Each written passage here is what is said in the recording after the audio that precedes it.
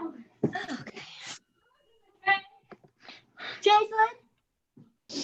Everybody's at home today, huh? Okay. I suggest you guys get your fucking ass in there and get it cleaned up now. Uh-oh. So sorry for the language, guys. I heard somebody was getting in trouble. Sorry. No, you're fine. Who's that? People I work with. Hi.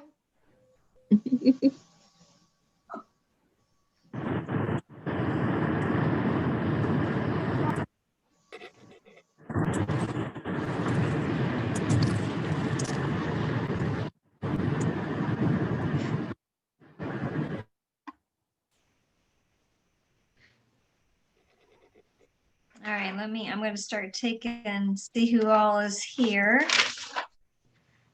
So Bree, Courtney,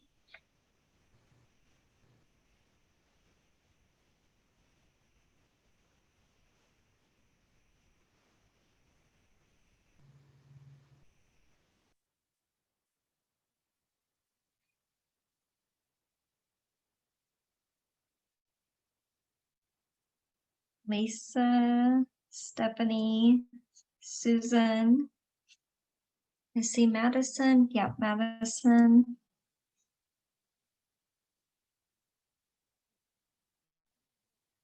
Skylar. Got you. Maddie.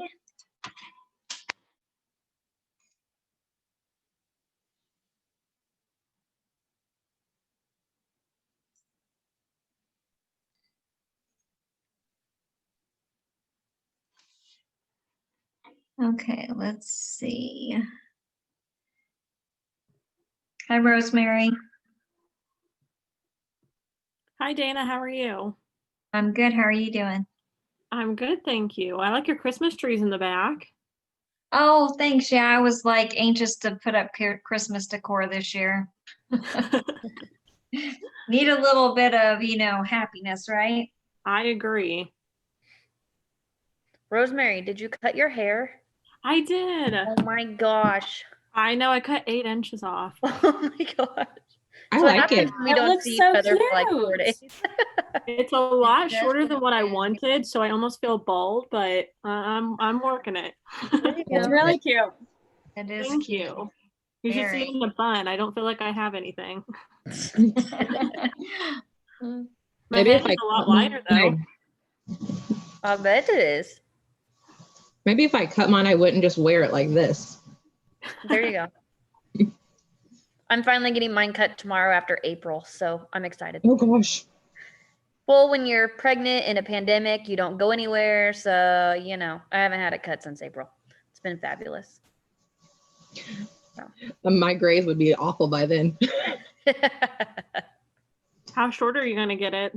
Oh, I'm probably gonna get like 2 inches just cut off. Chloe keeps grabbing it, so I've been trying to decide if I want to chop it completely off, but I can't quite do that yet. So. Stages. Do it in stages. Yeah, about every 2 years I cut about 12 inches off. So I've only Oh. gone a year. So next year will be the year I'll go again. So Rachel, are you on here?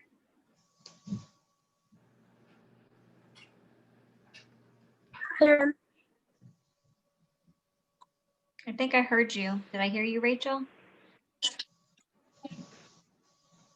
Maybe not. Okay. Yep. I see her little. Okay. Yeah. Just making sure. Good deal. Just making sure that who's here. Some of yours didn't say Rachel, so I was making sure. Okay. So Maddie, you're here. Callie Ann, I don't see Callie Ann.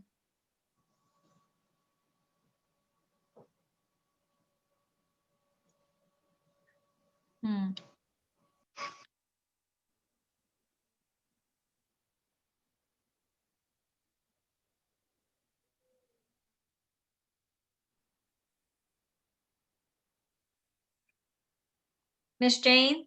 Yes. Did you happen to get a hold of Callie Ann? She's the only one I haven't seen. Yes. She said she'd be on. Okay, she might just be running late. Just checking. Thank you. You're welcome. Okay, well, I think she's the only one we're missing right now. Before we get started, I did want to introduce to you one of our new staff. Darian is here, Darian Simon. So everybody give her a little wave. Hi. We're glad to have you as part of our Head Start team. Okay, so we usually start out with Kristen doing some kind of fun icebreaker. Okay, so everyone is going to pick a number between 1 and 5, and you're going to put it in the chat box. So just everyone pick a number between 1 and 5 and put it in the chat box. Coaches included if you want to.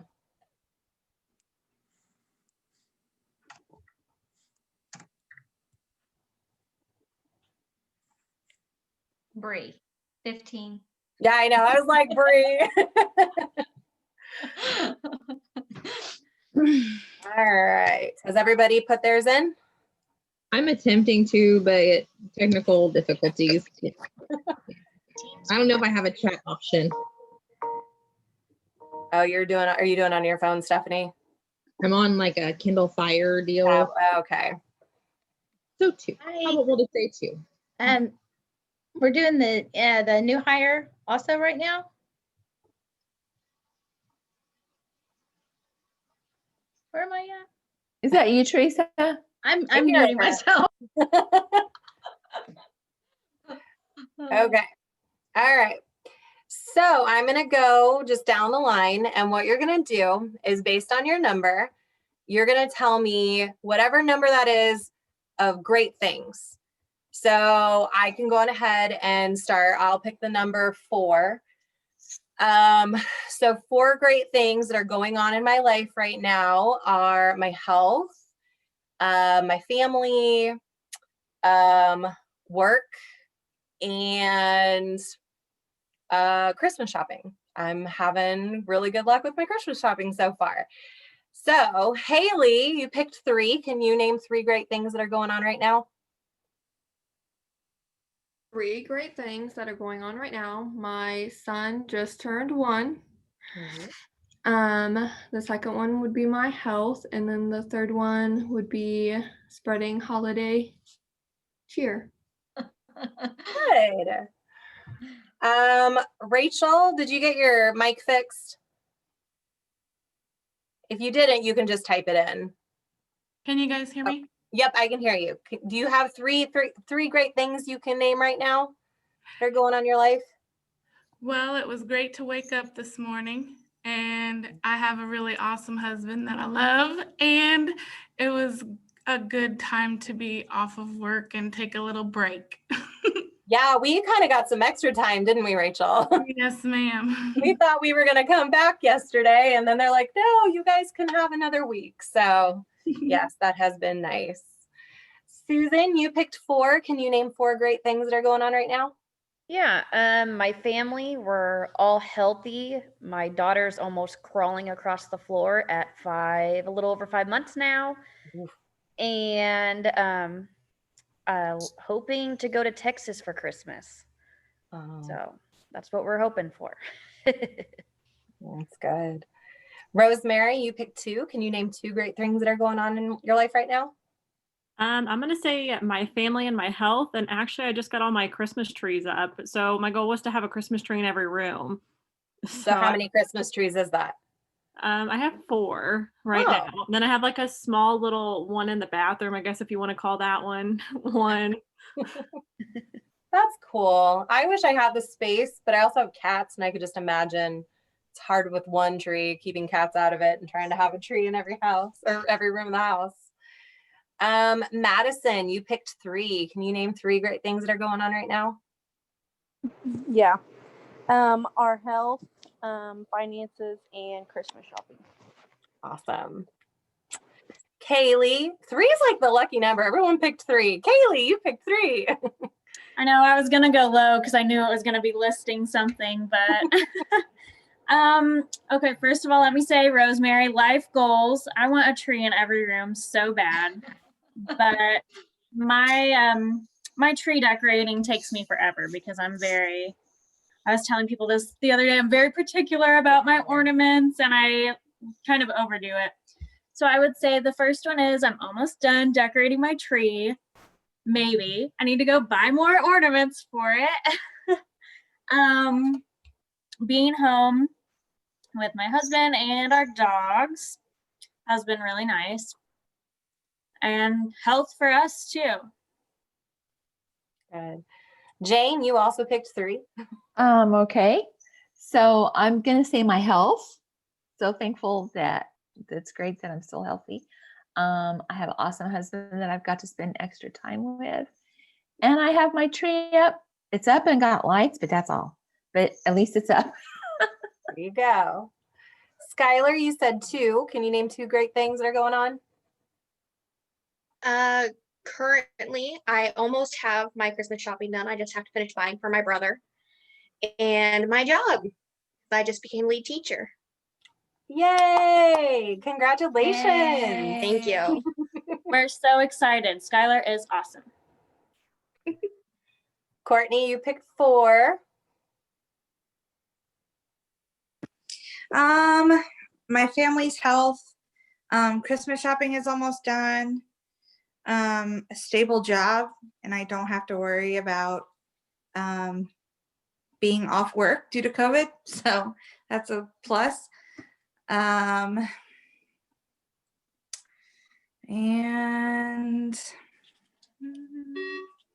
the fact that I don't really have to worry about too much at this moment in time. It's a good one. Maddie, you picked 2. Okay, so for those who do not know me, I have rats. And one of my rats I thought had a tumor, but it's actually a cyst. So she'll live a lot longer with a cyst versus a tumor. And secondly, I have my niece with me and I put her to sleep just in time so I could do the Zoom call. Awesome. Darian, you picked 4. My health, my kids being healthy, finally having a job, and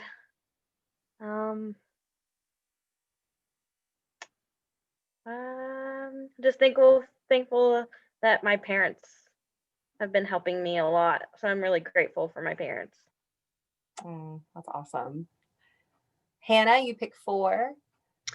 I would have to say my health. My kids are doing really good in school, so I'm happy with that. And they're still going. They're not virtual, so that helps. Just the family time that we've got to spend over Thanksgiving break and stuff has been great. And just my job. Lisa, you picked 2.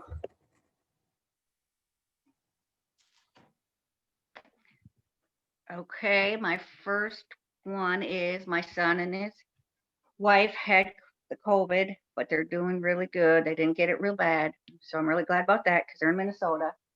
And my second one, I have to move this. Oh, I don't know if I can get it. Oh, okay. I don't know if you can see that, but my husband surprised me with this heart that says, I love Lisa instead of I love Lucy. And I wish you could see it, but it's really cool. That's cute. Dana, you picked 5. Woo. I know, like I totally did not clue into the fact that I would probably have to come up with 5 things. Although, as I began to write, I actually came up with more than 5. I'm not going to tell you all. But for the moment, can I please have one of my friends call my phone?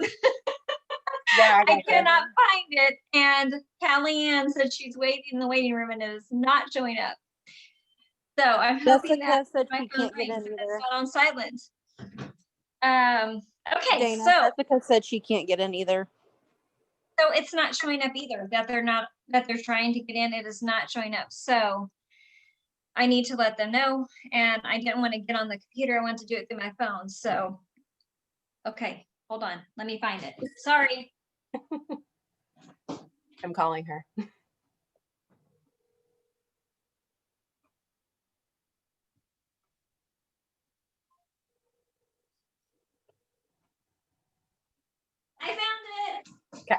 I'm getting so horrible at this. The other day, I couldn't literally find it for about 30 minutes. I was on the verge of emailing my husband to have him call it, but found it.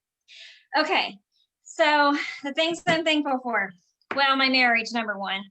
He's a good man.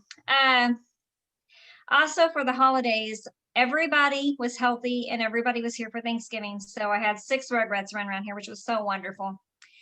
My Christmas shopping is done and almost my wrapping. And then I really think this class has been going well. I'm really thankful for it, for all of you. So. Bree, aren't you glad that you didn't actually say 15? I don't know. Maybe. Do you have 5 things that you're grateful for? Going good right now? Yeah, I would say family health. We got to spend holiday with my family and my fiance's family, getting ready for our wedding in June. And then work and Christmas shopping is almost done. Man, we have some efficient people in this group. I'm about to take some of my stuff over to Dana so she can wrap it. She's only like 25 minutes away. I'm never like that. Honest to goodness, I'm always Christmas Eve wrapping tons of gifts. So this year's kind of been like therapy. Like every night I just wrap a few. It's been so nice. Teresa, you put 1. She was smart. Yeah, I'm thankful for coming in late on the meeting and only having to put 1 down when I caught on to what was going on. So, and Heather says she's trying to get in the lobby. She said that. I don't know what is going on. I have 3 people that say that. Okay, hold on. I don't know. Also, I saw Stephanie yesterday, so I was going to say hi to Stephanie. But hi, Jenny. I haven't seen you for 2 weeks. Wow. So, the one thing I'm thankful for is my husband and I just got tested for COVID to make sure we didn't have it, and we both came back negative. So, yay. Yay. And then Jenny, did you put a number in here?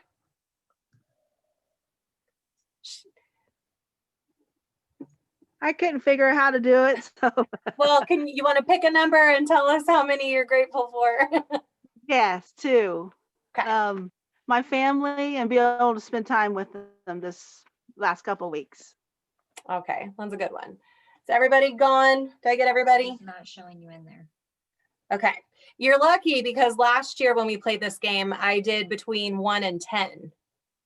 But we also had a much smaller group. So I thought, this is kind of a big group and some of y'all are going to pick like 9. So, but all right. Well, thanks for playing, guys. Okay, so I think we figured out the problem. I have 3 people trying to get in now. So we're going to give them just a minute here to try to get in. Hey, Callie. Hello. Sorry about the trouble. I don't know what was going on. It's okay. My computer does this every time, so. Well, Heather's trying to get in and Jessica too. So I'm in. Oh, yay, there I'm she is. in, But I Okay. had to close the window and then it popped right back up. Don't know. Who knows? I don't know either. I don't know. Okay. All right. So I'm going to do something a little bit different today. I am not going to share my screen as much. It is really hard to look at just a PowerPoint instead of faces. And so I am going to share my screen sometimes with you when it's necessary, but most of the time I'm going to be looking at my PowerPoint on my home computer so that I can be talking to your faces. So today we're going to talk about creative development. And so our objectives are going to be to create environments that promote creativity, to use creativity through daily interactions and experiences, to promote visual arts, creativity through music, movement, and dance, through dramatic play and storytelling, and then through small group time. And we're going to spend a lot of time today on small group, probably about for sure the last hour. So when we think about being creative, what does it mean to be creative? Being creative means that you can see things in a new way, that you can think outside the box. We've heard that for years now, right? Thinking outside the box. That you can think unconventionally, and you are not limited by the norm or intended use for materials when we think about children. So when we think about children and their use of materials, that they can think outside the norm of how to use materials. They're not always using the same way. Now, being creative is an attitude, not a skill. Now, maybe you've not thought about that before. A lot of times we think of people as having the skill of being creative. And yes, some people are artistic. We might say that, and that's a skill. But creativity is not it is an attitude, not a skill. So I'll use my mom for an example. My mom always says that she's not creative, always. And what she really means by that is that she's not artistic. Like, if you go in her home, it's pretty traditional. It's pretty simple. There's not a lot of flair to it. That's just kind of her. But as a teacher, she's extremely creative, comes up with very unique ideas and things. And so, again, like I said, it's an attitude, not a skill. And so oh wait, not that. So I want to say this: in order for children and all people to be creative, we need to feel that it is okay to take risks and make mistakes. That's why people a lot of times aren't creative, because they're afraid to take risks. They're afraid to take mistakes or make mistakes. Thomas Edison said, "I have not failed. I just found 10,000 ways that didn't work." And I love that quote. That's one of my favorite quotes. So, we know that he was the founder of electricity. And so, he tried it 10,000 different times or whatever. And none of those times worked, but he didn't look at them as failures. He just found out those were ways that didn't work until he got to the success that he wanted. And so when we think about that with our children and even with ourselves, our job, your job, my job, is to discover and nurture the creativity in every child. Okay, because every child has creativity somewhere, so that they can grow to be creative problem solvers. So if we don't allow children to be creative, it's really hard for them to problem solve. If they think there's only one way to do something, then they're not going to be able to think outside the box, right?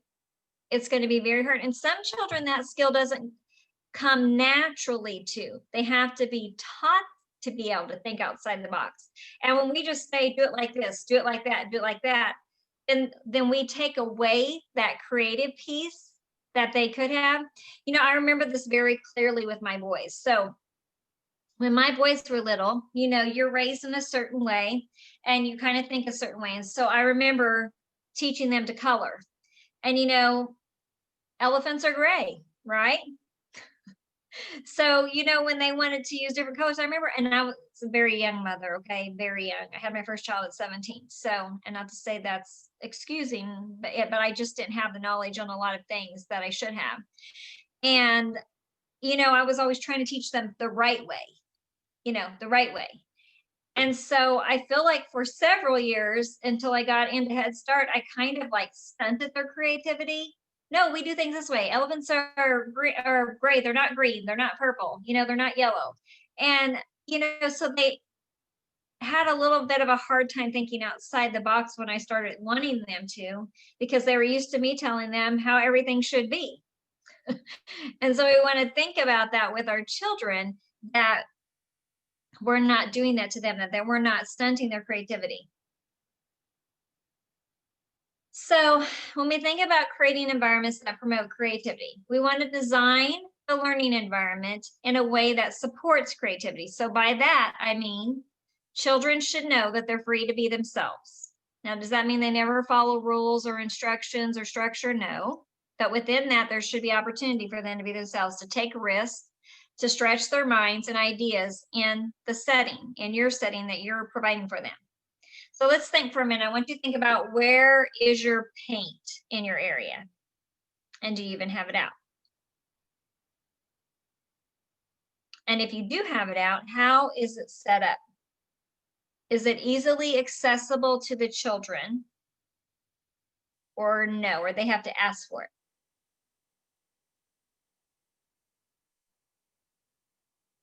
So right there, that can give you a clue to whether or not you are allowing creativity in that area. If you're very regimented about your paint, maybe you only allow out one color at a time. Maybe they can only do it right at the table and only use certain utensils. I would encourage you to challenge yourself and ask what you're willing to allow the children to do. That would encourage their creativity.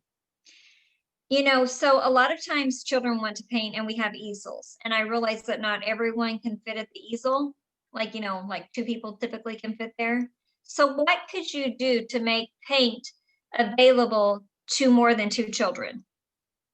Give me some ideas.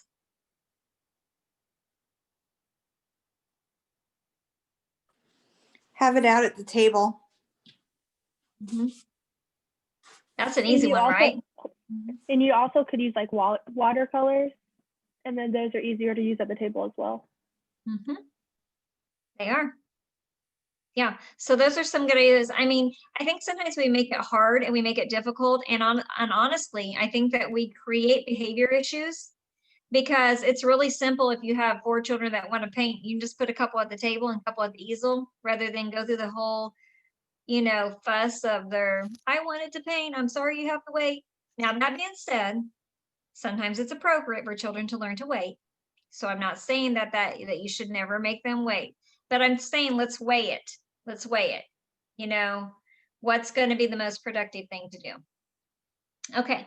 So, and think about the materials you have out. Do you have a lot of open-ended materials? Because we know children are going to be more creative with open-ended materials. So we talked quite a bit about open materials a couple weeks ago, right? Who remembers what an open-ended material is? I know somebody remembers. Something that's not a yes or no answer, kind of like outdoor materials that you can use kind of with anything. Yeah, materials that you can use in more than one way, that they don't have to be used just in one specific way. So like I said, HighScope says 50% of our materials should be open-ended. And so also children need plenty of time to play in their centers. So too little time limits creativity. Does anybody know the amount of time that children are supposed to be allowed to play in their centers, not counting planning and reviewing? I realize infants don't plan or review, but how much time do you think is supposed to be spent in centers? Somebody besides Callie Ann. I appreciate you, Callie Ann. I'm going to say maybe an hour. 45 minutes to an hour, Jessica. Yes, 45 minutes to an hour. Anytime less than that is not enough time. So that's something you may want to check on your schedule and make sure that the children are getting enough time. Like I said, that does not include planning and reviewing. And then children should be allowed to explore and mouth materials if they're infants. Now, I will say I have not seen this in a Head Start center, but I have at times observed a lot of classrooms outside of Head Start. And I often see children, infants and toddlers, putting toys in their mouth and the teacher saying, stop putting that in your mouth and taking it away. And that is how infants and toddlers learn. You're taking away their learning when you do that. And so I realize the whole deal with germs and everything, but you know, you just sit there with them, you watch them until they're done, really done, not just sitting down for a minute. And then when they're done, you put the toy away to be watched. They really need to mouth items. And children should be allowed to get messy. That's a big part of creativity.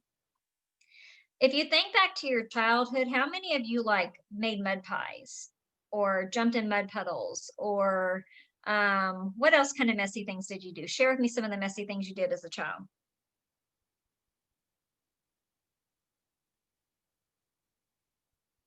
I'm going to call names if nobody volunteers.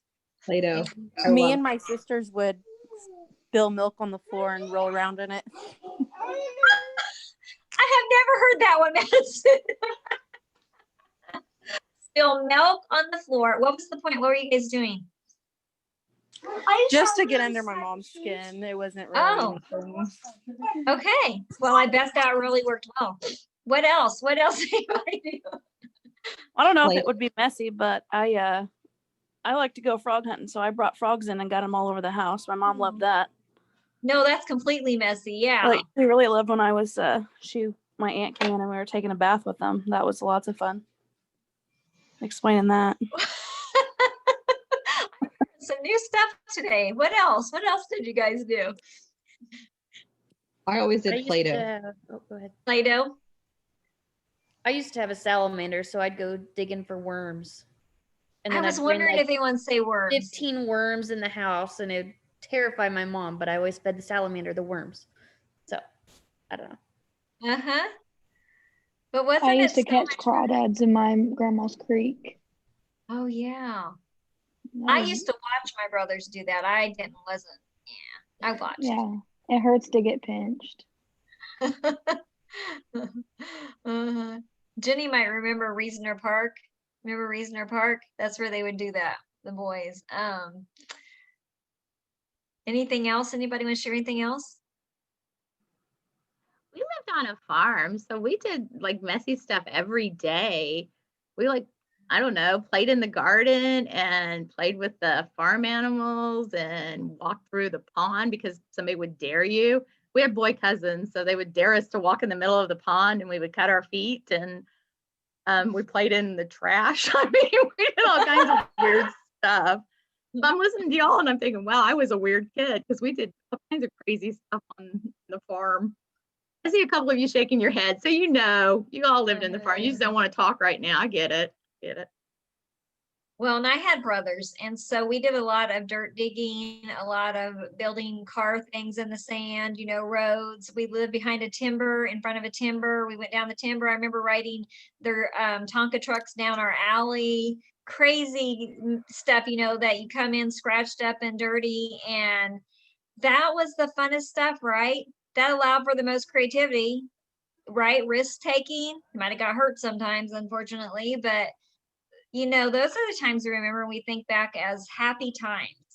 And so how can we create times like that in the classroom with our children? I get it. I get some people everybody has different levels of tolerance, okay? And depending on where you're at too. Like in the classroom, I never had a problem. I would do anything in the classroom because honestly, the messy areas didn't have carpets. I just didn't put them there, so paint, we always had the paint cups out, 4 or 5 colors. Whoever wanted to paint could paint. I had 20 paint brushes out. We had paint shirts. We were good. Now in my home, it's a little different. I still allow all that for my grandkids, but we have places for it. Like they paint where I'm at. This is like a bar. So they paint here. We have a Play-Doh table. We have a sand table, and they're in certain places, so that I'm still giving them experiences, but with my tolerance level at home, so because I don't want them a carpet. So that's one thing we have to think about with our classrooms, how we can give our children these experiences and still be okay with it. Does anybody have something that they do with their kids that they love doing in the classroom they want to share, an idea and how they kind of made it workable for them? Dana, I remember one time we did shaving cream. Instead of the usual, oh, just put one hand in it, I just let them go. We had shaving cream on faces all the way up to the arms. I mean, it was so much fun. They had so much fun playing in that shaving cream. And another time we took wash tubs full of snow inside and let them have snowball fight inside. That was so fun. I think we might have had a fight with your room if I remember right.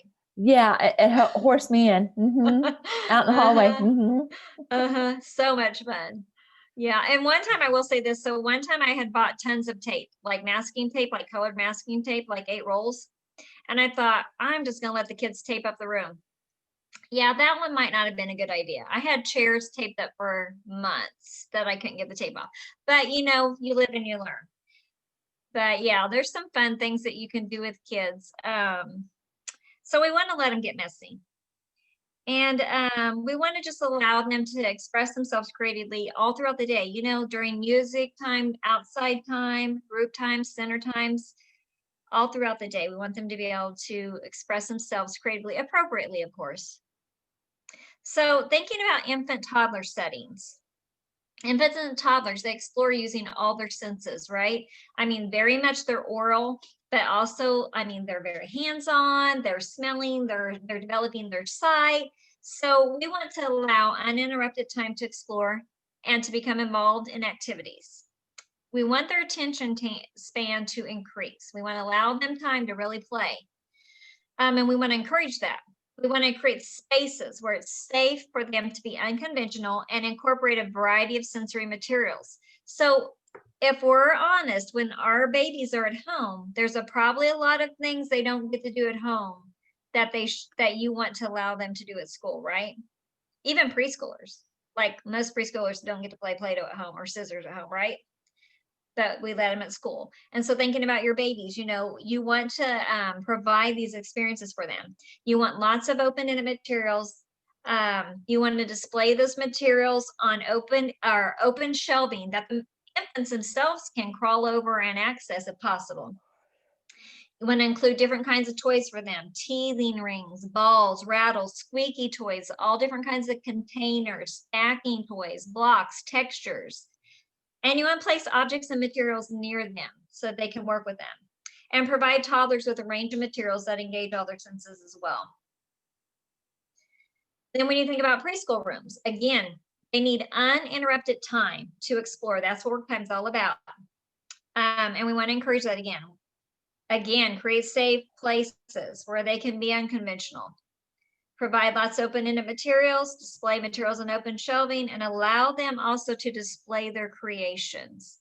So part of encouraging that creativity is displaying the different things they may create, whether it be out of blocks or out of paper or whatever they use in whatever area, allowing them to display the things they make.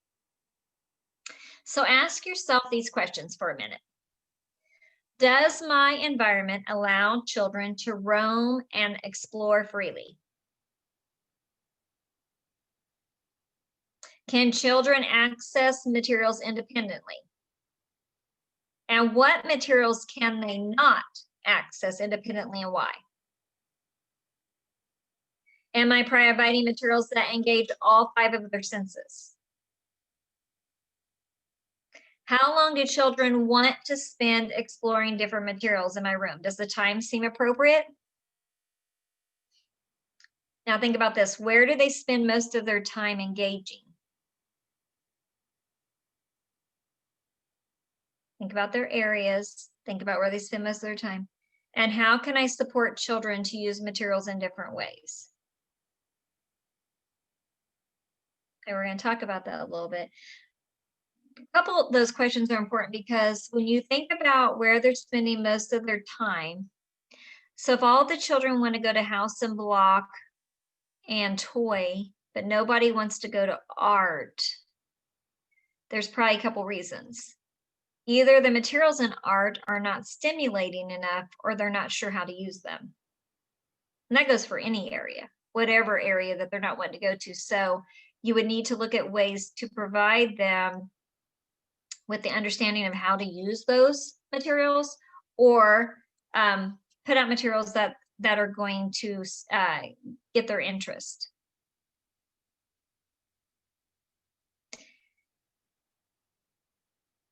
Okay, children, unlike adults, are more focused on enjoying and learning through exploration rather than the end product or finding the right answer. So like when we sit down to make a picture, we have an end product in mind, right? Or when we're sit down to make or create something, we always have this end product in mind. Children don't usually have that. You know what? They're just enjoying using the materials. They're enjoying using scissors and exploring them. They're enjoying messing with Play-Doh. They're enjoying messing with goop. They're enjoying just messing with blocks and building with them, seeing if they can balance or whatever. They just have enjoyment in the materials. Now they began to get where they at times have a finished product, but they really enjoy just being allowed to be creative. And so creativity isn't just a product that is beautiful and artsy. Creativity can be how a child uses a certain material. For instance, maybe a child decides to use a packing peanut to paint instead of just a paintbrush. There may not even be an end product to it, but the creativity was in using the packing peanut, right? Instead of a paintbrush. And it was that experience that they enjoyed and caused them to think, what else could I use for a paintbrush? What else could I paint with? You know, before that, they may have never even thought, the thought may have never even occurred to them that they could use something besides a paintbrush to paint. But once we open that door to them, it just opens up a world of creativity. And you could even say to them, I wonder what other items over here we could use to paint with. But then you have to also know what you're willing to allow them to paint with. You know, again, that goes back to your level of tolerance, you know, and so be prepared for that when you open that door. So using creativity through daily interactions and experiences. As you observe and interact with the children, think about these tips. So think about how you can scaffold their learning, what they're doing at that time. So when children, and this should happen during work time, during small group time, during large group time, during outside time, we should always be present with the children, close nearby, observing what they're doing. And then remember, scaffolding is taking them where they are and building on that through use of open-ended questions and through use of other materials sometimes. You know, if they're building with blocks and maybe they do have an end project. Maybe you have a little boy and he wants to build a rocket. And so as he's doing that, you're going to scaffold by describing. Remember, we talked about describing what they do. Oh, you're putting your big blocks on, or your little blocks on top of your big blocks. You're building it higher. You know, we're going to talk about, oh, you put the large block on top, you put the block sideways, you put the block straight, whatever, I mean, up and down, however, you're going to describe, you're going to talk about what they're doing. And then you might say, is your rocket going to have a point at the top? What could you use to put a point at the top of your rocket? You know, or maybe they're going to bring up that problem and you're going to invite creativity and you're going to say, let's look around the room and see what materials could be used in that way. So all of that is scaffolding with the children. I also want you to think about what activities the children are engaging in. So we kind of talked about that a little bit. And then focus yourself on their interest and think about how you can encourage them to explain and express their experience and ideas. So that goes back to active learning. Remember, we talked about child thought and language as part of active learning. You want children to begin to be able to talk about the things they're doing. Now, we don't want to ask them so many questions that they're like, oh my goodness, would they quit asking me questions? But, you know, we do want to ask purposeful questions, thought-provoking questions at appropriate times to get them to thinking, and then allow them time to give us an answer. Then also another thing we should do in our rooms, and this always goes over really, really well, let me tell you. We should allow the children to move from area to area, and not only the children to move from area to area, but the materials to move from area to area. So this is a high scope piece of their curriculum. I don't know what I want to call it. The word escaped me, but this is part of high scope. We don't limit children in areas ever. If 20 children want to go to house, we make house big enough to accommodate 20 children. But listen, 20 children never want to go to house. They're smart. They figure it out. They're like, I'm not going to get to play with what I want to play with, okay? If I go there and there's 20 kids there. But that still is allowed, however you want to go there. And then guess what? If they're in house and they want to make cookies and they go over and grab puzzle pieces out of the puzzles to use as their cookies, they're supposed to be allowed to do that. And that's very different than a child who goes to an area and dumps and goes to another area and dumps and goes to another area and dumps, okay? I'm not saying we allow that. We don't allow that. This is purposeful play. When a child has a plan and needs a material from another area to be even more creative with their plan, we're going to allow that. Does that make sense?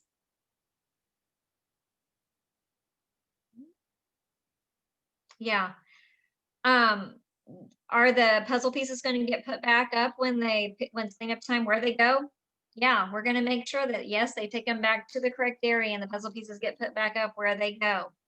But we're going to allow that part of their creative play because, you know, if I say no, I'm really taking away a lot of potential creativity. I'm really stunting that and keeping them from that. And really, why would I say that? Just because I'm afraid of a little extra cleanup, probably? Why would I say no? That's the only reason why. It would be for my sake, not for theirs, right?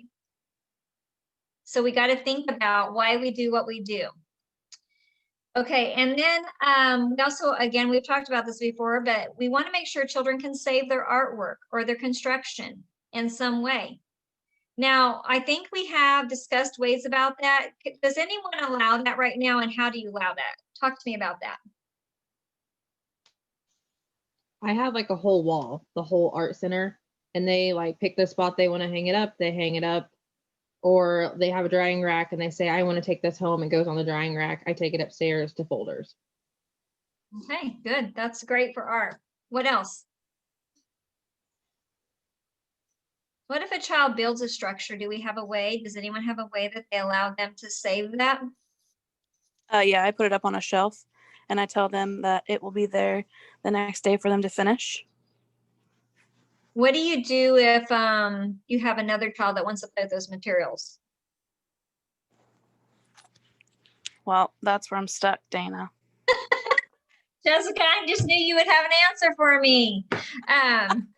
That's where you're like, you teach self-regulation. And I think it's perfectly okay to say, well, we're going to display this for a day. Tomorrow, after so-and-so is finished building it, or after everyone's had a chance to look at it, we will put it back on the shelf. I know it's really hard to wait. What can you play with until then? That makes sense? Yeah. Okay. I do encourage, the kids to, what can we build with these instead of using the other things? So I knew you did. You just didn't think of it when I asked. I hardly ever think, you know me. That's hard when you're put on the spot. Okay, again, we want to provide time to explore. Okay, let's see where we're at. Okay, we're going to talk really quick about visual arts, creativity and music and movement, and dramatic play, and then we're going to split up into breakout rooms for a minute. So promoting visual arts in the room. So what are visual arts? So that is the things like painting, sculpting, working with clay, creating collages. All those are examples of visual arts, okay? The things we typically think of when we think of art. And the visual arts, they allow children to create something new, be original, and fulfill their need to communicate their ideas and feelings. So one thing we really don't want to do, and this is really hard for teachers to grasp, it takes sometimes a lot of time, is when we are planning things like small group ideas, and we're planning art ideas, we don't want to plan just an end product. Like, okay, it's getting winter time. And we don't just want to plan to make snowmans. And everybody's snowman's going to have 3 balls. And every man's snowman's going to have 2 eyes. And every man's snowman's going to have a hat. So where's the creativity in that? Now, let me speak up and say, I was one of those teachers that I said, oh, well, they can choose the kind of hat they want. They can choose the kind of buttons they want. You know, they can. That's very limited creativity. Very limited. There's so many ways that you can do that. So now, is it appropriate to talk about snowmen if there's snow outside? Yeah, it makes sense. It does. I mean, so there's a few ways you could go about that. I mean, if you have been talking about snowmen and the kids want to create a snowman, I would get very creative. I would give them tools to make their own circles, as many as they want, and cut out as many as they want, put it together however they want, with however many eyes they want, in any way that they want. And it may end up looking like 10 circles on a paper with 20 eyes and not look at all like a snowman, but guess what? That was their picture. Or you could give them just different items, you know, pom-pom balls, cut out circles, different things. And you could just say, I wonder what you can make with this. I wonder what you can make with these items. And you know what? Some kids will make a snowman. Some kids won't. But we go back to the creative piece. So what is our point in doing it? Is our point to make a snowman? Because let me tell you, you're not going to find that anywhere on the core. Okay, so we plan around the core and children's interest. So it could be around their interest, right? It could be. But then again, how are we going to get creativity in there? And how are you still going to use that on the core? So how is it going to be purposeful? If your point is to make a snowman because they like snowman, it doesn't mean that there should be no purpose behind it. There still needs to be a purpose. So is the purpose going to be that they're going to work on their cutting skills and maybe cut out circles? Or is the purpose going to be that they work on putting work on doing seriation, small, medium, large. I mean, what is the purpose going to be? What's it going to be on your core, on your lesson plan? So we still have to be very purposeful about things. And when I walk into a room and if I see 18 snowmen on the wall that look just alike, it looks pretty, but it really tells me that those children are not allowing to be creative. And High Scope very much discourages that, very much. And so I just want you to keep that in mind when you're thinking about artsy, cutesy things to put in your room. Okay, so then creativity through music, movement, and dance. So singing, moving, and dancing allow children to express creativity in different ways. It's always one of my favorite things to do in the room was to dance with the kids and watch them dance. Oh my goodness. And you have to let yourself do that. If you want them to be creative, you have to let yourself be creative. And that's not always comfortable, okay? Some of us don't have the best voices in the world. Some of us have no dance movements at all. But kids don't care. They don't know if you sing good or bad, and they don't know if you are the best dancer or the worst dancer. And so all they want to know is that, oh, my teacher's having fun. She's willing to do it, so I'm going to do it. If you're one that's just afraid to do that, then you're going to have children that are going to follow that lead. And so don't be afraid to be expressive. And so singing is a very simple way to introduce children, even very young children, to music and movement. Infants respond to music sounds, and they do that by cooing, by moving their bodies. I see very young babies rocking and swaying. I always think back to Jenny's grandson. So when he was like 1, that boy would shake his booty, like shake, shake, shake it. And, it was born, Jenny does not, I've never seen her shake her booty yet. So I don't know who he learned that from. But, these babies, it's naturally in them. And so, they enjoy that. And so we want to encourage that. And so with that being said, I want you to think about how you do that in your room outside of CDs that have words. We are always going to allow CDs that have words because we do conscious discipline, but High Scope does not like it. They say it stifles creativity because they want you to use rhythm sticks. They want you to use your hands for rhythm. They want you to use steady beat. They want you to use cultural music that children learn different rhythms to and different sounds and learn to move in different ways too. And it's really interesting. So years ago when we had record players and that's what us teachers used, I had this record that had all these different cultural music on. So it had Irish music, African music, music from Israel. And it was so interesting to watch the children and even within myself to recognize how I moved so differently to those different types of music. And so that's a way for children to express themselves creatively. And then dramatic play. So there's so many ways you can encourage dramatic play outside of the house area. And what we're going to do now is I'm going to put you in your breakout rooms. And I want you to talk about all these things. Your coaches are going to talk to you about, they're going to talk to you about the visual arts, how you support them in your room and how you use them. They're going to talk to you about music, movement, and creativity, and then dramatic play and how you can use that outside of the house area.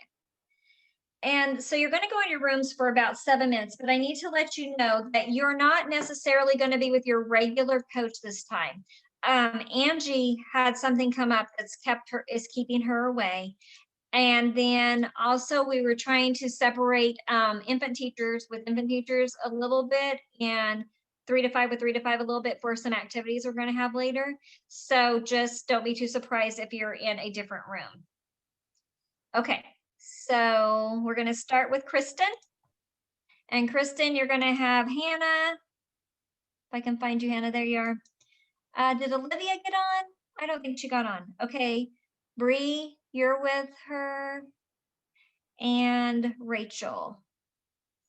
Okay, then room 2 is going to be Kaylee. Kaylee has Madeline, you're going to go Kaylee, Maddie, Skylar, Lisa, and Darian. I'm going to put you with Kaylee. Breakout room 3 is going to be Miss Jane.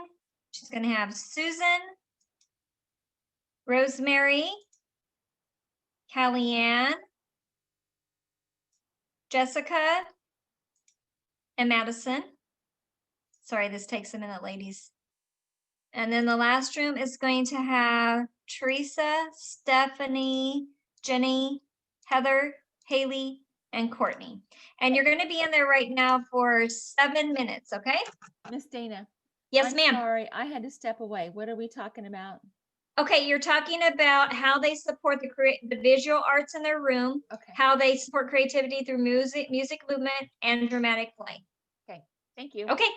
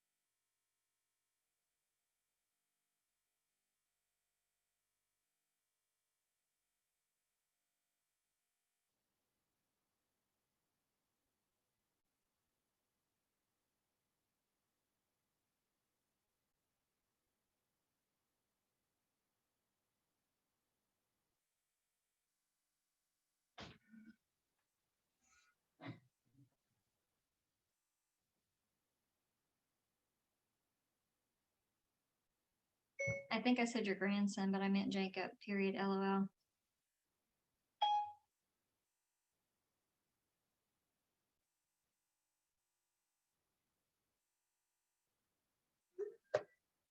Oh, Miss January.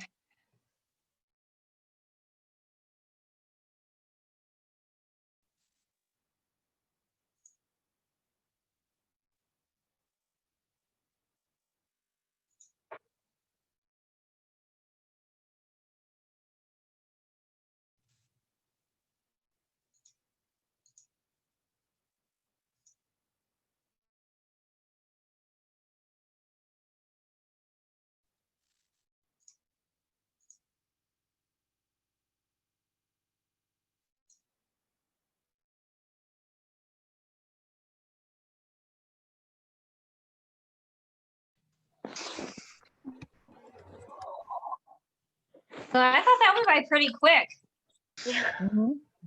Stephanie, send your iPod back to the office if it does not have music on it. A couple things I heard. So I heard Rachel saying that, you know, with COVID, we haven't been able to have all the materials that we typically have out, and how she's noticed the creativity in the fact that they have come up with different things to use in place. Like if they want to be a chef, since there's not a chef hat out, they find something else to use like that, you know, and kids are going to do that as long as they're allowed to. But the other thing, Jane, was it your room that I watched act out Miss Muffet at one point during a large group time? Probably. Yeah, my kids love that. Yeah, so I mean, like you can utilize group time to do dramatic play. I mean, like she had a cushion and a child would sit on the cushion, and then there was a spider. I mean, one of the kids were a spider that crept up behind her and beside her. And so, you know, acting out using your large group time. That's a great time also to use dramatic play. Jane, did you do Miss Mary Mack too? No, I don't remember doing. I remember singing it. Maybe I don't know, Heather. That might have been before South Ninth, or was that? I don't remember there doing was it. one classroom that used to do it all the time. The kids loved it in there. No, mine was usually Miss Muffet. Might have been Vicky's class. Maybe. Savannah, and during like their outdoor time, Tammy will play the Three Little Pigs with them while they're on the playground. And it's like she's always the big bad wolf, but they know how it works. I mean, they know it. They sit there and answer her, you know, up by the hair of our chinny chin chin. So it's fun for them, and they sit there and run all around the playground while the big bad wolf chases them. Billy Goat Scruff is also a good can't one see if me, you so it have play don't matter. equipment. Okay, so I'm going to share my screen because we're going to talk this next hour about small group. Okay. The next fucking hour. Uh-oh. Hearing somebody. Someone's not muted. Yeah, you might want to mute if something's going on in the background. Okay, so this says promoting creativity through small group time. So creating small groups. Small group time. So just to be clear, small group time is a component of high scope. Okay, just like large group time is a component of high scope, planning and recall, which we have not talked much about yet, but we will. The small group is one of the largest pieces of high scope. So small group is where you, of course, split into small groups. You're going to divide the classroom into as many small groups as there are teachers usually. Usually if there's 2 teachers, you have 2 groups. If there's 3 teachers, you have 3 groups. That's not a must. If you have 3 teachers, you can still have 2 groups, but it's likely that you would have 3. You want to balance those groups by gender, and you want to place children with those who play well together. But you don't want to place children together who are on the same developmental level only. Like you don't want to put all of your children that are just because they're 3 together. Hold on just a second. Sorry, ladies. Not necessarily. I mean, the studies show that children on different developmental levels work well together. They help one another. If they're more advanced, they help the less advanced, and vice versa. So you want to think about that when you're grouping them together. Okay, I'm going to show you this quick video. You know what? I'm going to stop sharing just for a second because I can't remember if I didn't share sound. Yep, I need to push that. Okay.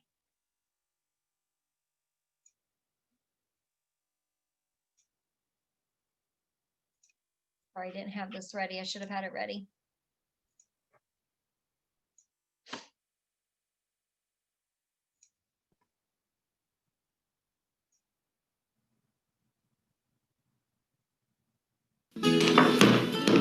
Small group time is a segment of the daily routine in which a group of 5 to 10 children meet with an adult at a consistent time and place to work with materials selected by the adult. During small group time, children experiment. Look, he broke. Elliot, if you're... Explore. Create. Solve problems, or build with the materials in their own individual ways. Adults plan small group time based on their observations of the interests and developing abilities of children in the classroom. Ideas come from many sources. A small group time plan often focuses on a particular content area, such as some aspect of literacy. That's for Henry, for H for Henry. Or number abilities. I want 11. Small group times may also tie into pretend play themes that are popular with children, such as birthdays, pets, or fantasy characters, or around art or building materials that children enjoy using. You know what I am going to do? I'm going to put these in the toy area this afternoon at the next work time. Small group time is also a good time to introduce new materials that will be available in the classroom or to bring in materials tied to a community activity or seasonal theme.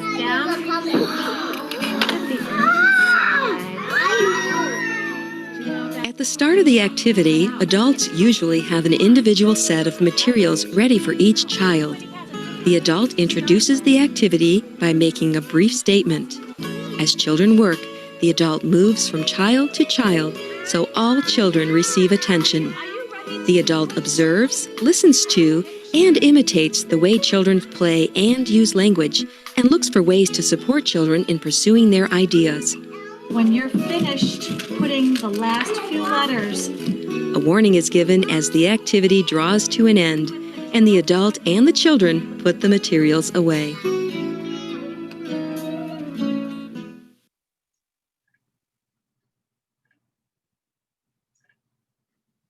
Okay, so that gave you a little bit of an idea about small group time.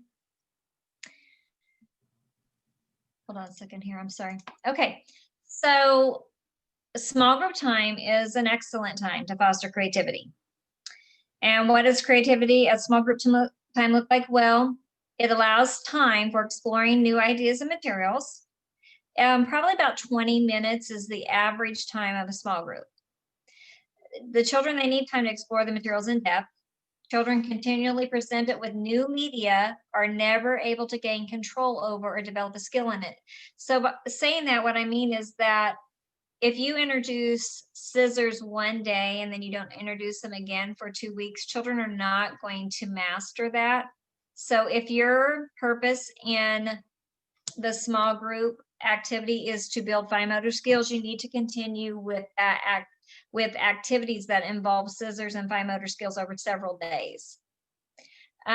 Notice here, this says children modifying and manipulating. You know what? I'm going to skip that because I think we're going to touch on that in a minute. Hold on. I'm going to go ahead and skip to this next slide really quick. So the components of small group time. I'm going to stop sharing because I'm going to go to the small group PowerPoint that I have.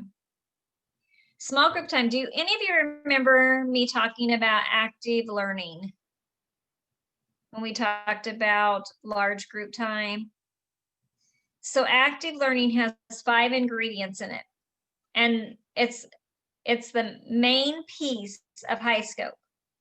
Within all of the components of high scope, these ingredients should be part of it. So during large group, during planning and recall, during small group, during outside time, work time, active learning should always be happening.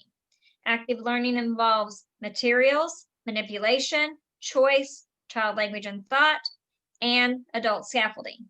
Those 5 pieces are always going to be a part of small group. So when we think about materials, you always want to provide some type of open-ended material that can be manipulated by the children.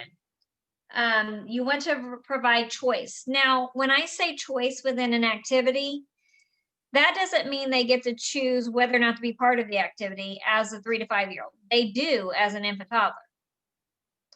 And it also doesn't mean that they get to choose what the activity is. What it means is that you provide a purposeful activity and then you provide choices within it. You're going to see that here in a little bit in another video that I want to show you. Child language and thought, that should always be happening. There should be talk happening during the activity about what the children are doing, about what they're experiencing. You should be describing, they should be describing one another's things. And then scaffolding again, where they're at, taking them to another level. That's something we need to really think about when we're doing small group, when we're planning activities. We always want all of our children to be as successful as possible, right? So when we think about that, scaffolding is going to be a big part of that. So if we're going to introduce scissors, let's say that our children are lacking in fine motor skills. We already know right away, we're going to have some children who are not going to be successful with scissors, right? And we want them to be successful. So we are not going to start out with an activity that cuts out shapes. We're not, because that's going to just cause frustration for so many children. Now, can you have some papers available with shapes on them for the kids who can handle them? Yes. So your expectations are going to be that you're going to have some snippers, some tearers, and some cutters.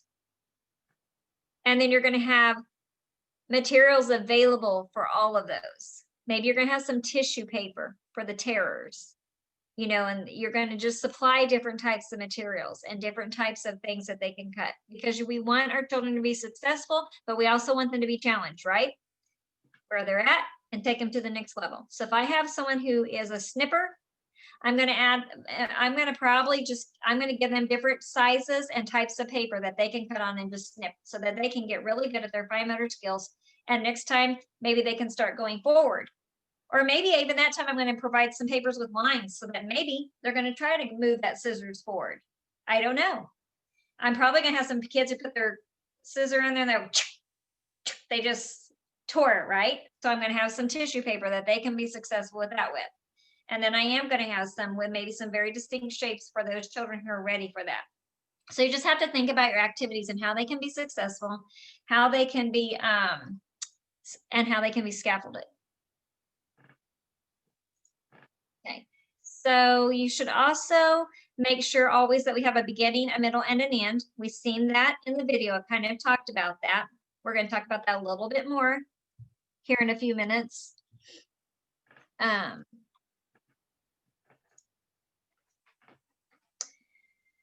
Now, when you think about the PQA, how many of you have had your PQA done? Maddie has. Has anybody else had theirs done yet? No. Okay. It's okay if you haven't. That's good. You're going to get prepared a little bit for it today. Okay. So on the PQA, there's some specific things that pertain to small group. So one of those things is that, is there enough time allowed for exploration? So you want to be doing this all the time so that when your coach comes in and does your PQA, you are meeting this expectation. So you always want to make sure that there's a good amount of time for the children to work with materials. Also, another thing on there is, can the children modify and manipulate the materials? So are they working with things that they can manipulate? Are they getting a lot of touch, a lot of just able to work with the materials? Are the children making decisions and problem solving? Or are they being told how to do everything? Are the children able to express their thoughts, feelings, and ideas? Is socialization and teamwork encouraged? For example, so-and-so needs the green color. Did I ask Susan to hand it to Rosemary? Susan, Rosemary needs the green crayon. Can you help her out? What can you do to help her? You know, teamwork, encouraging that. Okay.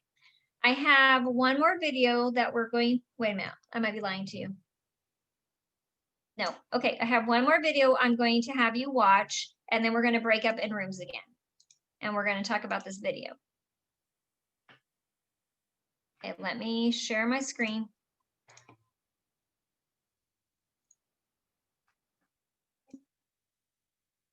Now this is a small group time, and it's a few minutes on this video, but I want you to watch it. I want you to watch everything that's going on and take note. And then when you break up in your rooms, you're going to have some conversation about it, okay?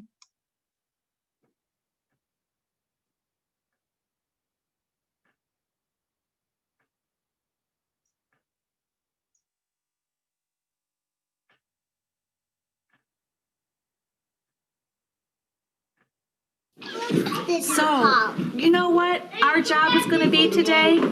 We're going to take our scissors and we are going to cut those letters back out again, and we're going to put them back. We're going to collect all the letters we can find and make a collection of them. The letters jumped onto, see which letters you know and which ones you'd like to cut out. And you can tell me if you want the different letters that you're cutting out. Everybody has a different page to start with.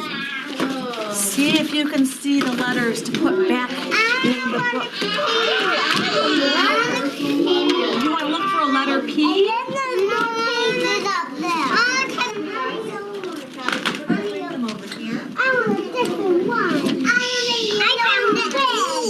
You found an E? Oh, thank goodness we can put an E back in our book. You got a picture. I found a P. Oh, I'm cutting out a P too. I got an L. Oh, add it to our collection. Put it by your space. You could. I think I'm going to put mine in my basket. That'll be my collection spot. What do you mean? Look at Olivia.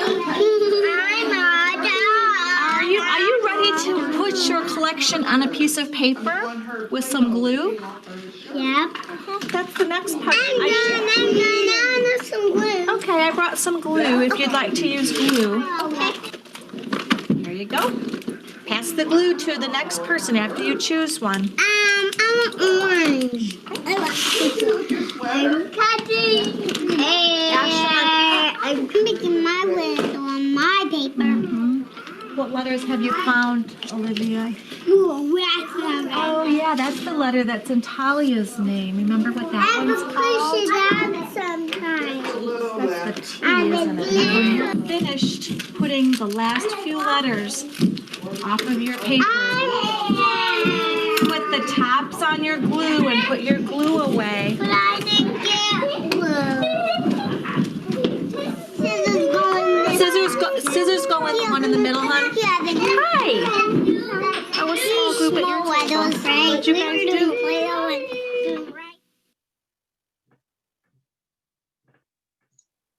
Okay. So we're going to go back into breakout rooms, and your coaches have some things they're going to talk to you about with that. So we're going to be in our breakout rooms for about 17 minutes this time. Got a little bit longer activity going on.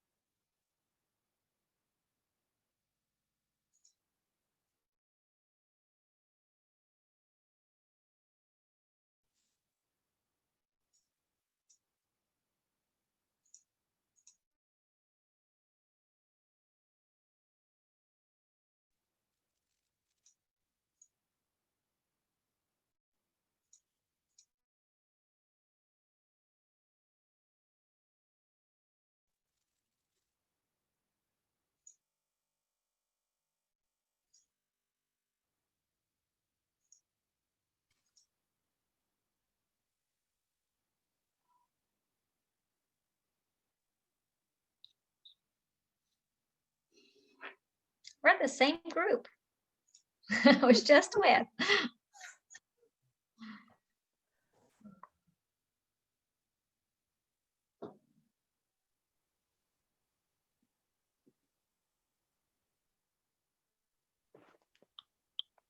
Okay, I think we're all back. So, how many of you did the magnet activity? Raise your hand if you talked about the magnet activity. No one talked about that one? Okay. So I know some of you talked about the fishing derby.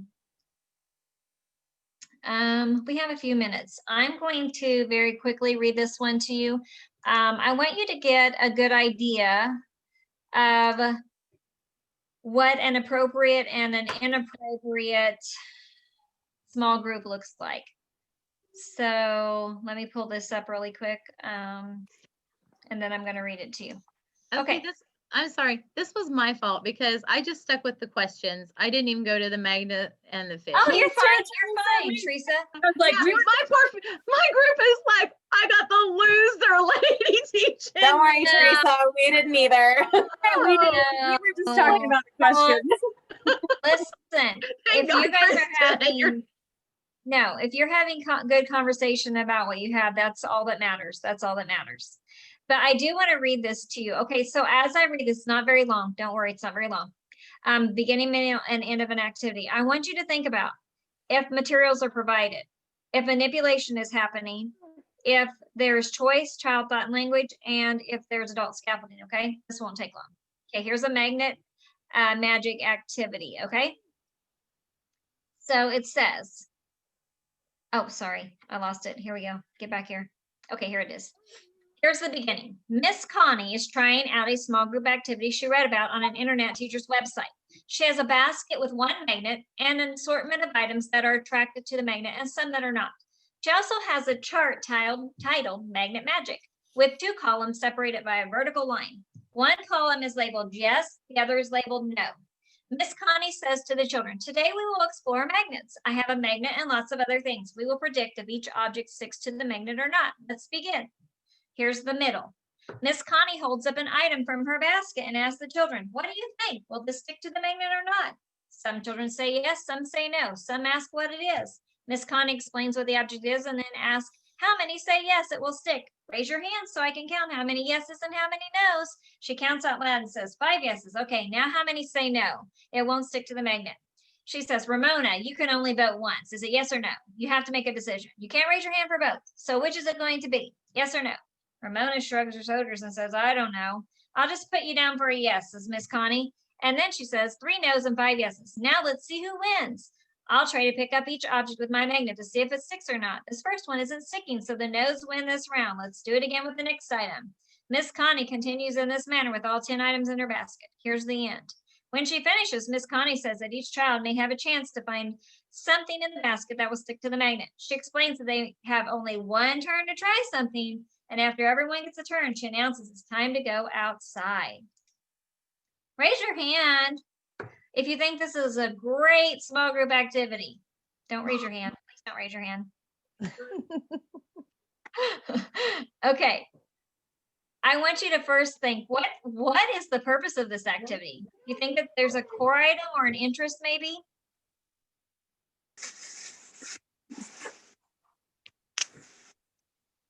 Jessica, are you talking? No, Okay. I'm I kind of think making it's possible. want to, but no. I think it's possible that there's a purpose. I think it is, but, she did have a beginning, middle, and end, but did she have materials? Yeah. Yeah, she had materials. Were they able to manipulate the materials? No. Not Like really. she no. did it, right?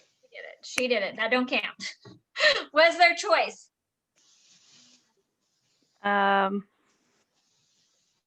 Yes and no. Like I guess they could choose if it stuck, but if they didn't choose, then she chose for them.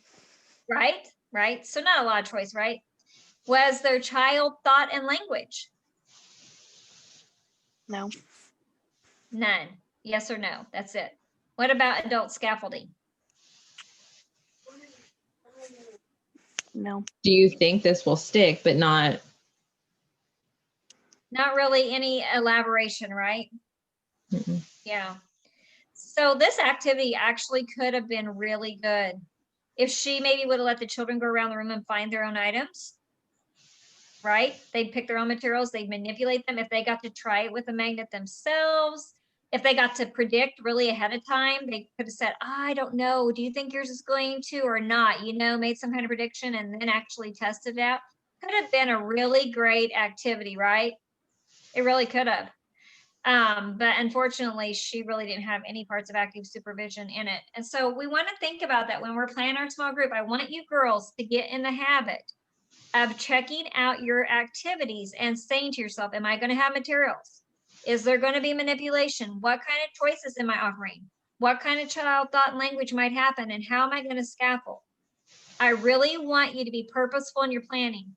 Please don't plan something just because it sounds fun or you saw someone else do it or it's November and we do turkeys. Please don't do that. Please be purposeful about your planning. If you start doing it now, y'all are amazing already. Honestly, I say that sincerely. You guys show up, you guys participate, you have great ideas and activities, but you're going to just become more and more amazing as a teacher, and you're going to challenge yourself more and more as you really do this.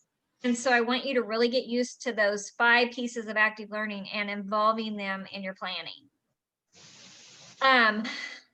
So a couple more things. Heather's supposed to come back on here at 4:20, and I want to give her some time in case she wants to let y'all know anything, clarify anything, any questions that you guys might have. I do want you to know that when you're planning small group, you are also doing a lot of things that meet with class assessment. When you think about, I know you guys are not familiar with these things, and I'm not really going to go into them because you're not having them done this year, and we'll learn more about them as we go along. But we were supposed to do one more activity, which we're not going to do because of time. But what I do want to do, I know I did not send to you your Fidelity focus sheets today. And the reason I didn't is I knew that a lot of you were at home and you wouldn't be able to print them out. I do want you to think just for a minute. I want you to pause and think about, okay, we talked about creativity today. So you can think about that in the form of small group or in the form of visual arts in your room or music and movement or dramatic play. I want you to think about what you're doing really well in your room. And then I want you to think about where you know you might need some area of growth. There might be some area of growth. And I want you to think about what you might do with that. So is there anybody here who is willing to share one thing they're going to do differently?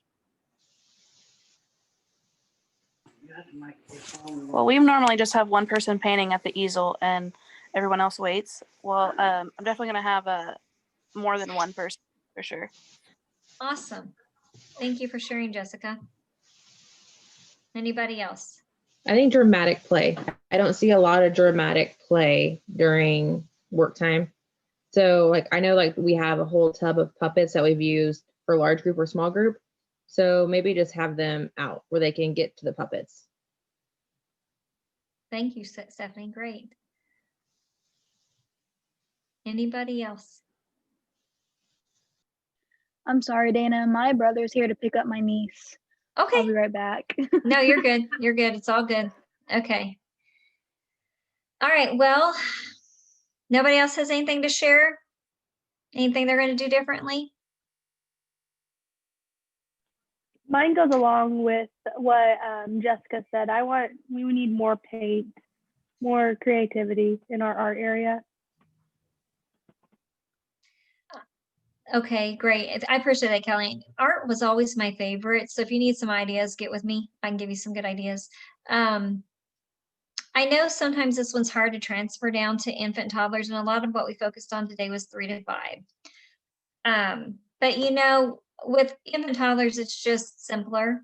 It's just easier. It's just providing a lot of open-ended materials. But you know, having the opportunity for the singing and the dancing, you know, the pretending with them, you know, as they get just a little bit older into the toddlers, you know, just the pretend play, dramatic play, pretending anything's a phone and you're calling mommy and daddy and whatever, those types of things. And just kind of thinking outside the box as far as what kind of materials you can provide for them that you wouldn't normally maybe think to provide for them. Okay, so I have one last thing I want to do, and hopefully Heather's on here after that. I want to read something to you. I always end our creative development piece with this story. Years ago, this story was read to me and it actually left a big impact on me and I've never forgotten it. So I'm going to read it. It's not long. So it's called The Brown Flower. Once upon a time, a small boy had been going to school for a few weeks. His teacher said, "Today we're going to make a picture." The boy thought about how he could draw lions and tigers, trains and boats, houses and suns, and all kinds of pretty things. He took his crayons out and began to draw. But the teacher said, "We're going to make flowers." So the boy stopped drawing, turned his paper over, and thought how he could draw all kinds of different flowers. Some with big leaves, some with pink leaves, some with pink and orange petals, some big purple ones, some little yellow ones, and he started to draw happily. But his teacher said, "I will show you how." She drew a flower on the blackboard. It was brown with a green stem. The little boy liked the flowers he had drawn better than the teacher's flower. But he took out a new piece of paper and made a flower just like hers. It was brown with a green stem. On another day, the teacher said, "We're going to make a dish today." The boy liked that idea too, so he started to make dishes of all shapes and sizes. But the teacher said, "I will show you how." She showed the class how to make one deep dish. "Now you may begin," she said. The little boy looked at the teacher's dish, then he looked at his own.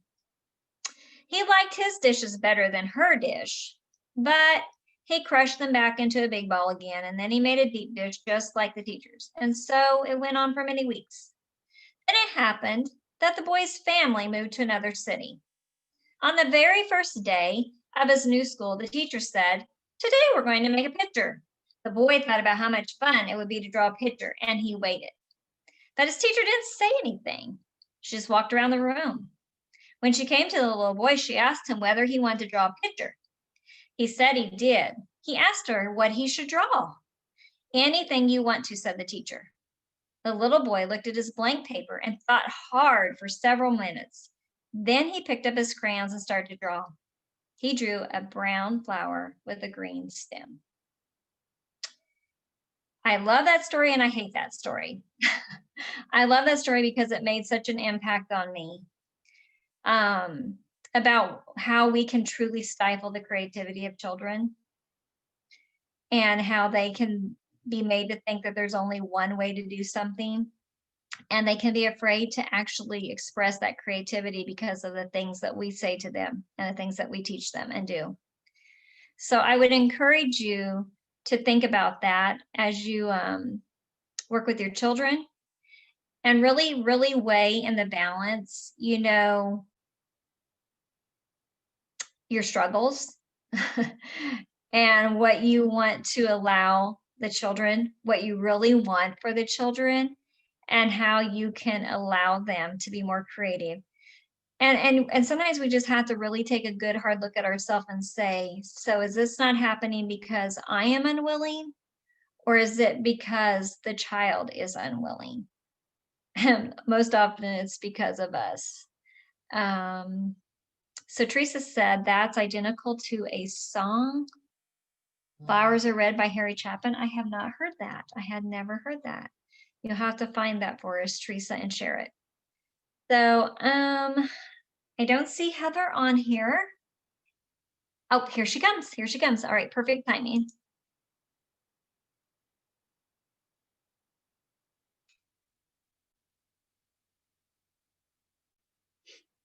What's your name out there? Heather? Yes. That was perfect because we just ended. Okay. Or you just want me to ask it, or just to see if they have questions, or do you have anything to share? Nope, but that's what I wanted you to ask, is if they had any questions. Okay, does anybody have any questions right now that they need cleared up by Heather? Anything about things going on right now with leave, with time, COVID, returning, anything? I do. So I'm supposed to go to CPR on Sunday night. Do I clock in for that, or mileage, or what do I do exactly?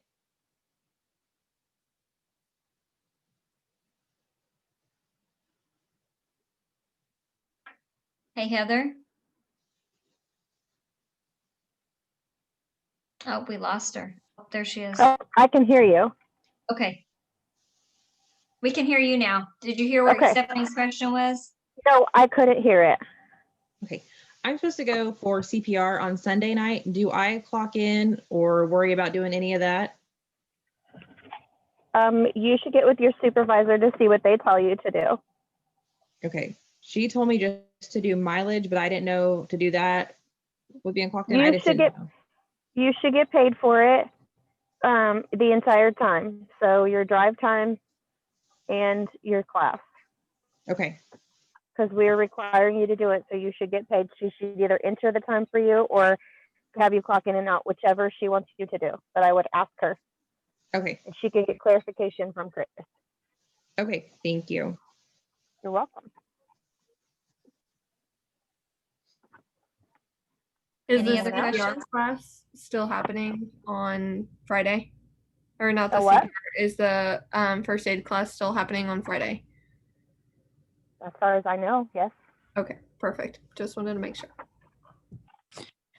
So, the first aid class, I was supposed to go to the first aid class. My son has to have an MRI Friday morning. Is there enough time I can take that? You will have to get with Cheryl and Okay. have Cheryl.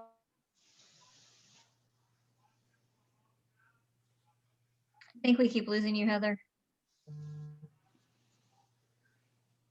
Okay, you got that though, right, Courtney? That you Yeah, I just have to did. go share. Okay. Yep. Any other questions?